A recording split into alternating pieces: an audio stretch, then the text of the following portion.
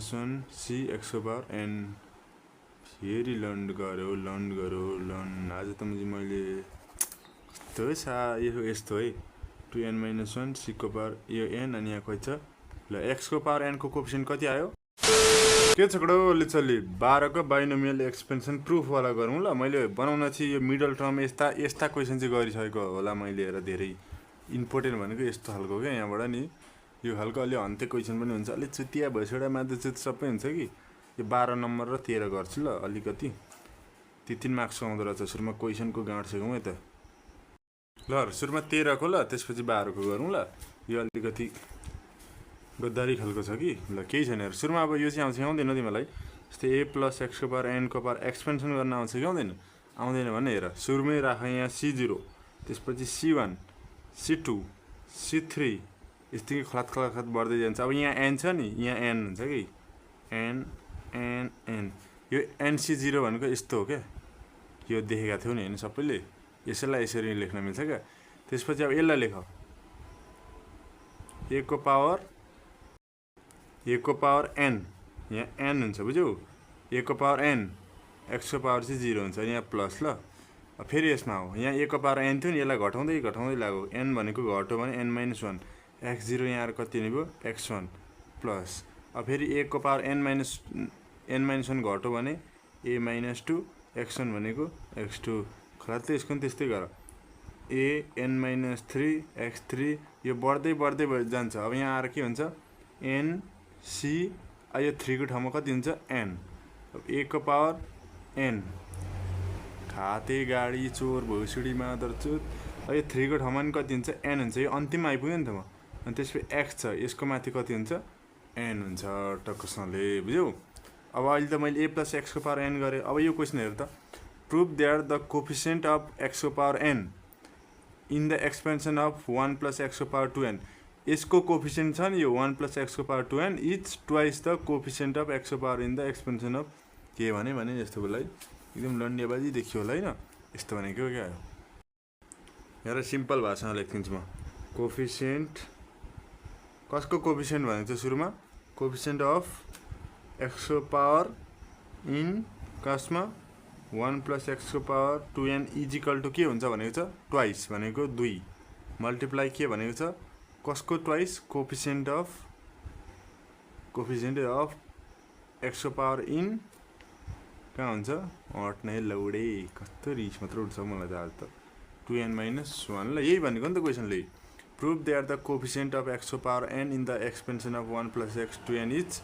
twice the coefficient of x को power n in the expansion भन्नु हैन question हेर नि तिरिमिरी देखाउँछ सुरुमा अब हामीलाई के चाहियो कोएफिसिएन्ट चाहिँ कति होला त यसको अब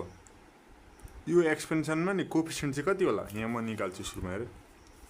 यही फन्डाले खोला त यसलाई पनि अब 1 + x को पावर 2n छ अघि यहाँ n थियो अहिले कति छ 2n छ खोल सुरुमा को हुन्छ c0 त्यसपछि c1 त्यसपछि c2 डट यहाँ आएर के हुन्छ cn हुन्छ हैन ल यहाँ को छ 1 को पावर कति हुन्छ n x को पावर के हुन्छ सधैँ 0 प्लस यहाँ कति हुन्छ अघि यहाँ n भयो जस्तो यहाँ कति हुन्छ यहाँ त 2n छ त्यही 2n लेख यहाँ c1 1 को पावर n छ भने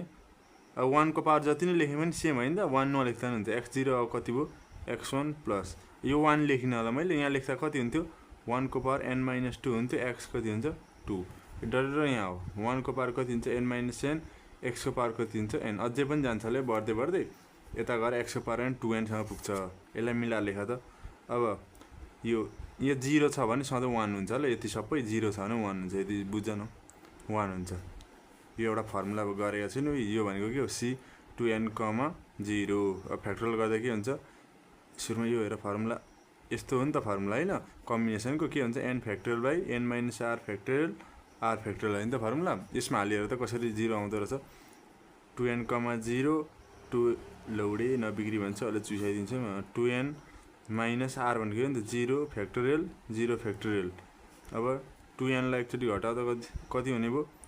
2n फ्याक्टोरियल बाइ मुनि 2n मा 0 घटे 2n फ्याक्टोरियल 0 भनेको 1 यो काट्यो के बच्यो भने त 1 बच्यो नि हैन 0 फ्याक्टोरियल भनेको 1 हो ल यसमा हेर c1 लेख यो मुला 1 को पावर त जति नै होस् 1 नै हो यहाँ x यहाँ के छ c2 1 नलेख x2 डट म चाहिँ यहाँ उ लेख्नु पर्थ्यो नि 2n कस्तो लौडिया बात 2n यहाँ कति छ भने त c 2n n x power n हैन अब यहाँ पनि कति छ 2n छ यो मैले कति साह्रो गजिङ बनाए यसरी लेखेँ ल 1 plus x 2n c 1 x plus 2n c 2 x2 dot minus जस्तो भयो डट पनि cn xn यो को आको भने त 2n ल अब कोएफिसिएन्ट अफ x को power n in 1 plus x को पावर 2n यसकोमा हेर त कोएफिसिएन्ट अफ कहाँ छ x को पावर n यो हो नि कोएफिसिएन्ट भनेको यो हो नि त अब x को यस्तो कोएफिसिएन्ट भनेको जस्तै x को कोएफिसिएन्ट लौडी देखिन म जी के भन्दै छु म ल x को कोएफिसिएन्ट कति हो यहाँ 3 हो नि हैन हो सेम अब यहाँ x को पावर n भन्ने छ नि त हामीलाई त x को पावर n को कोएफिसिएन्ट चाहिँ कति छ यहाँ अब हेर त 2n cn हो कि हैन भन त अब यहाँ गएर अहिले म के हाल्छु यो हाल्छु ल एउटा त यो भयो अर्को को छ सर गजेङ्गो n अर्को को छ 1 plus 2n minus 1 सेम यसरी नै खोल्दै जाऊ कति हुन्छ यहाँ अहिले त n को यो 2n को ठाउँमा कति छ 2n minus 1 यहाँ कति छ 0 1 नलेख्दा नि भयो के हुन्छ x0 पनि नलेख्दा नि हुन्छ ल लेखिन मैले डाइरेक्ट हान्दै यहाँ कति हुन्छ भने त यहाँ c1 हुन्छ यहाँ 2n minus 1 यहाँ कति हुन्छ x यसैलाई हेर्दै अहिले जसरी यो गरेको छ त्यसरी नै यसमा यो c1 c2 हुन्छ माथि सेम x यहाँ 1 छ यहाँ कति हुन्छ 2 यो 1 चाहिँ किन गायब भइराख भने त यो यहाँ यो 1 को पावर त जति नै होस् न सेम होइन त यहाँ आएर कति हुन्छ 2n minus 1 c2 को ठाउँमा कति हुन्छ n त्यसपछि अब x को पावर कति हुन्छ n यहाँ नि आयो x को पावर n को कोएफिसिएन्ट कति आयो भने त ल एउटा खा केही देखिदैन मादर छ अलि प्रष्ट बुझ्नेहरु लेख्छु ल c0 plus 2n minus 1 c1x plus 2n minus c2 x2 2n minus 1 c x को पावर n फेरि लन्ड गरो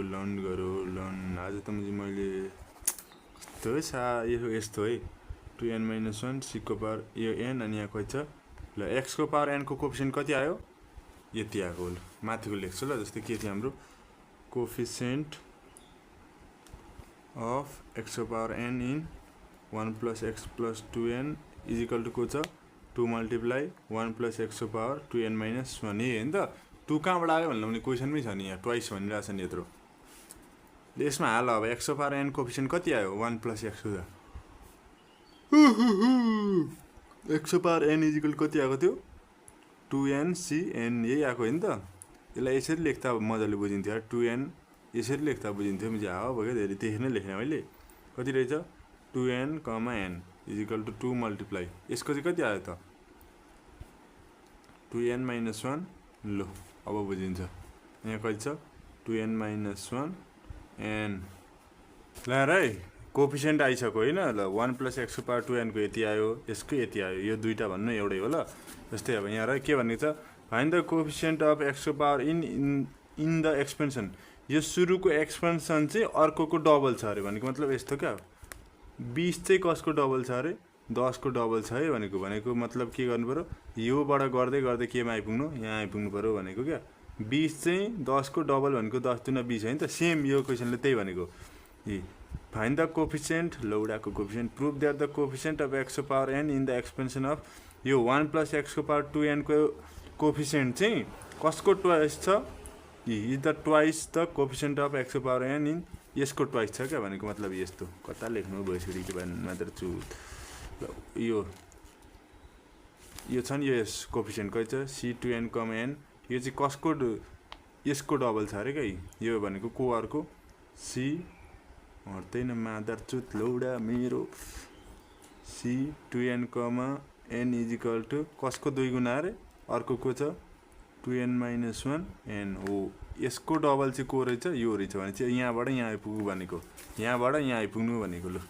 अब के छ हाम्रो दुईटा कोएफिसिएन्ट छ हैन ल हेर त यसको यहाँबाट गर्छु ल म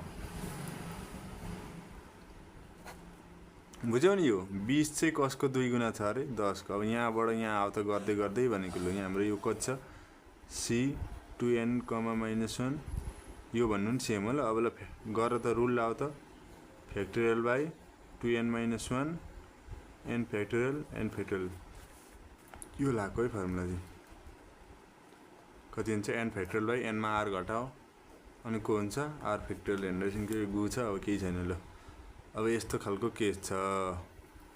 2n minus 1 factorial by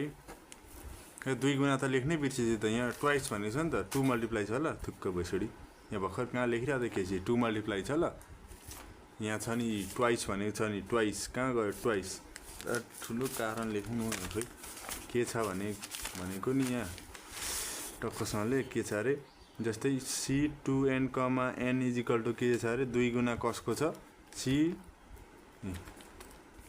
नकाही लौडा मेरो यस्तो छ भनेको के अब यहाँबाट गर्दै गर्दै म कहाँ आइपुग्छु यहाँ आइपुग्छु भनेको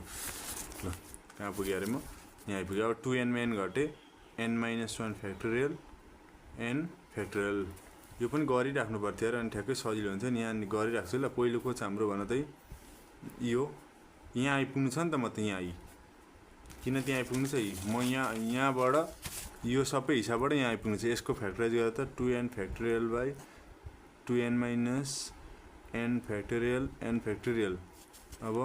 2n factorial by 2n मा n factorial n factorial हो अब यहाँबाट म गर्दै गर्दै यहाँ आइपुग्नु पर्यो बुझ्यौ नि अनि मात्र हाम्रो मिल्छ कुरो कहाँ अरे यो हिसाबबाट यहाँ आइपुग्नु पर्यो ल अब यहाँबाट यहाँ 2 छ है 2 एकदम चाहिँ 2 चाहिँ छुट्यो नि त ल 2 मल्टिप्लाई को छ अरे 1 factorial by n minus 1 factorial n factorial ल अब यहाँ पुग्नलाई त अब यहाँ पुग्नु छ म यहाँ त्यसको लागि मिलाऊ 2 मा n थप त तलमाथि नै n काटिन्छ मिलिहाल्छ ल आफै 2n minus 1 factorial मुनि के छ n minus 1 factorial n factorial ल अब एउटा कुरा बुझ n factorial भनेको कति हो n minus 1 factorial हो हैन 2n factorial भनेको कति हो 2n minus 1 factorial हो हैन यति हो नि त हैन ल अब हाम्रो यस्तो कहाँ आयो 2n minus 1 factorial आयो क्या हैन 2n minus 1 factorial भने चाहिँ कति लेख्न पाएँ मैले माथि 2n factorial by अब n minus 1 factorial छ नि n minus 1 factorial कति हुने भयो त्यो n factorial अनि इन्टु यहाँ अलरेडी के छ n factorial हाम्रो सुरुमा के थियो भने के हैन त 2n factorial by n factorial into n factorial सुरुको रहेछ त यसको 2 गुणा हो र नि यो यही आइपुग्यो नि यसलाई गर्दा गर्दै यो राइटको लाई मैले गर्दै कहाँ आइपुगे यहीमा 2n1 factorial by n factorial into n factorial यो सेम आयो त्यही प्रुफ भएको बुझ्यौ नि दोस्रोलाई गर्दै फर्स्टमा आइपुगे